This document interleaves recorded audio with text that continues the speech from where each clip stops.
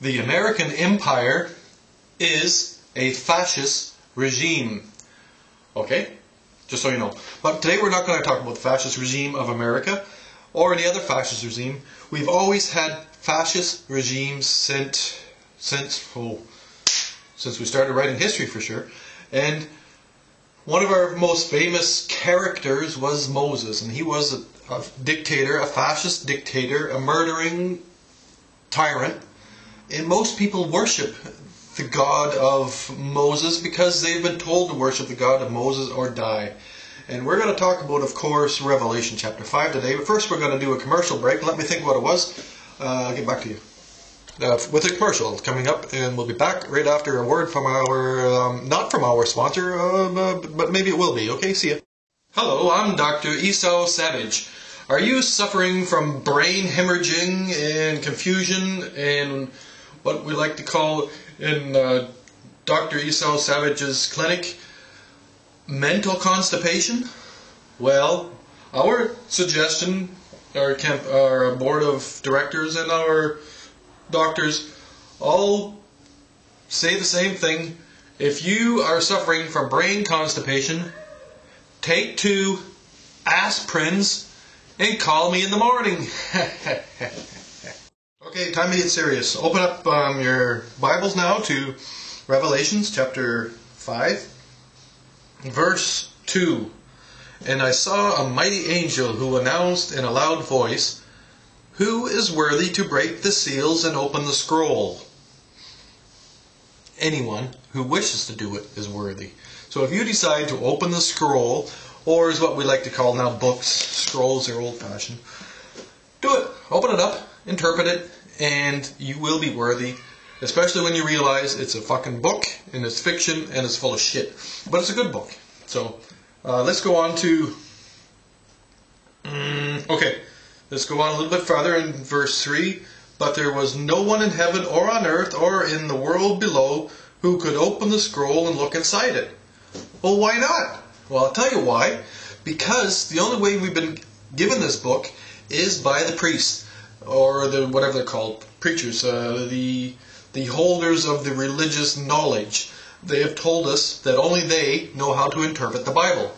They, however, are the beneficiaries of the business we call the belief business, which is one of the world's biggest, hugest marketing scams to support whatever. I'm not going to get into it today, but it's a business.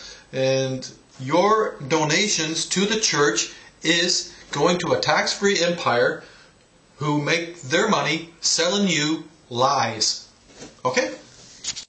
Well, I don't like to admit that I'm a Jew. That's part of the reason why I don't even use my real name.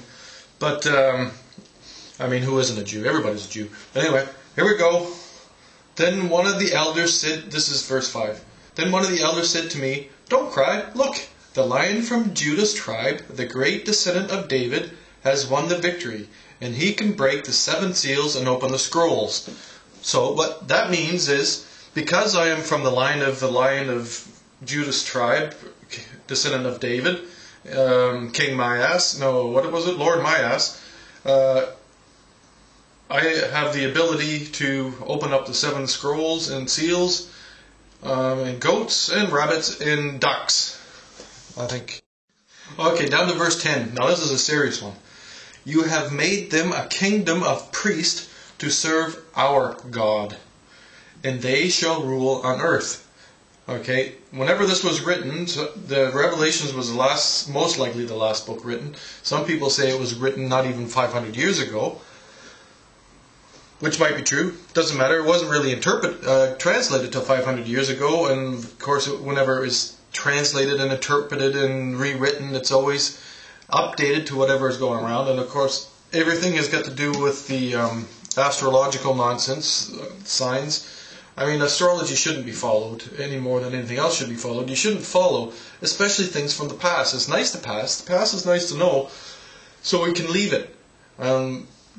Breaking up history and destroying it like the empires always do, like the American Empire is doing now, going around slaughtering the history. I mean, they're maybe not doing it on purpose. Maybe they're just simply greedy for mineral wealth, and so they can make chemicals to poison the planet. Anyway, we're getting completely off topic.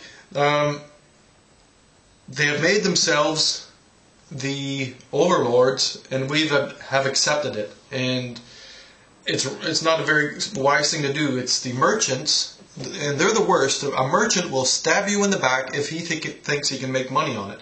And our biggest business is murder. You go over to Iraq, one of the most recent deals, in murder millions of women and children and a few men. Okay, and why do we do this? Well, it destabilizes Iraq, it makes it a mess, and then you can go in there and take over their mineral resources. And that's exactly what America wants to do. They want the resources of the planet, they want it all at once. And part of our problem on this planet is that we have so many bloody resources, and we have so much greed, and we think that if we don't get it all at once, we're not going to have it. Is our capital, our big pile of gold. Well, it's backwards. If we take everything at once, we're going to lose it all at once. So take it slowly, however you take it, wherever you take it, just do it slowly and gently. Then we'll get on to the